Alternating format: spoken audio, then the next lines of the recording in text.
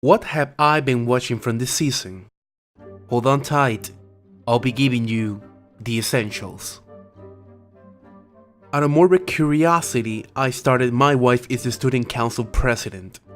Shorts based out of an Ero comedy that follows Hayato Izumi and Ui Wakana, the vice president and president respectively of their school's student council and their arranged marriage by their parents. Izumi wants none of it, but he seemed to entertain the thought after knowing how vulnerable Wakana is outside of her facade at school. I binged through the first season on a Sunday afternoon and found the relationship between these two endearing, lewdness included, just to prepare for the second season. For a show that bills itself as a comedy, I didn't find it hitting my funny bone often. Jokes are mostly composed of Wakana being a klutz and Izumi being a closet pervert. The second season doubles down on the idea that Izumi must be alpha male, and all the girls he knows are attracted to him. Should it continue, it's likely a drop. Only time will tell. Kyoto Animation brings us back to Kitaoji High for another dose of band drama in Sound Euphonium Season 2.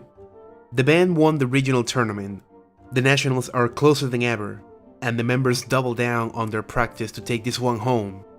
Ghosts of the past come to test the band's unity, and when an ex-member asks to come back to the group, the sheep on many shoulders becomes impossible to ignore. After the somewhat disappointing Myriad Colors Phantom World, I was ecstatic to see Kyoto Animation return to the less obvious fanservice ways which affected their last production. It was great that the many nuances of its storytelling and how the framing communicates the overall feeling have not diminished after a year and a half of hibernation for the series. Considering this show is based off a novel, the world building is top notch, all while remaining accessible to the casual anime viewer.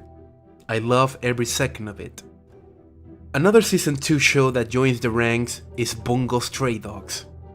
Last season ended on a high note, paving the way for what seems to be a confrontation between the armed detective agency, the Port Mafia, and the guild that spans the entirety of this show's second run.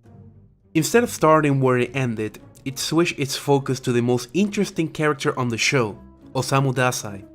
Based off one of the light novels, the first episode follows Dazai and some of his antics as a Port Mafia member. Darker in nature, it was a huge step up from the premiere of the first run, and I wouldn't mind if the show continued this. A welcome change in the world where literary figures are seemingly mashed together with no ties to each other. The real-life Dazai knew Oda and Ango. The three of them were considered thuggish writers in terms of the writing style. If the show is aiming to be more consistent in its references, I look forward to the analysis of this show based on its characters and their real-life counterparts. Yuri on Ice is an odd choice. I'm not a follower of ice skating, yet found myself drawn to this tale. Outside of a promotional video that showcases the beautifully animated choreography and the elegant piano score, I went in blind. My expectations of an elegant show were shattered by the lighthearted nature of its writing and the occurrences of its main protagonist, Yuri Katsuki. Feels like the show is padding its most interesting part to make it last the number of episodes it's targeting. I may sound harsh, but I didn't walk out completely disappointed. This show has the potential to become one of my favorite animes this season, and possibly of the year. All it took was for Yuri to be brave, and embrace his destiny. To wrap it off, a Shaft fanatic must have a Shaft show among his watch list. Say hello to Marsh comes in like a lion. Tree Lion comes a year after Shaft's last production for TV, and I was excited to see what the studio has been cooking outside of movies. Rei Kiriyama is a professional shogi player with a troubled family and great expectations as a professional in middle school.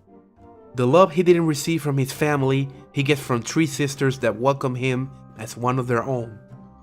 I was intrigued at the thought of this show being a deviation of Shimbo's typical directing style, yet it hits you like a ton of bricks. Were my expectations misguided perhaps? Still, Shimbo's style easily accommodates tales of distant, emotionless characters with a hint of diverging art styles that, somehow, under his style, find cohesiveness. It's world building at its finest. I was reminded of a previous Shaft work, more lighthearted in nature, Arakawa Under the Bridge, and I could not get it out of my mind.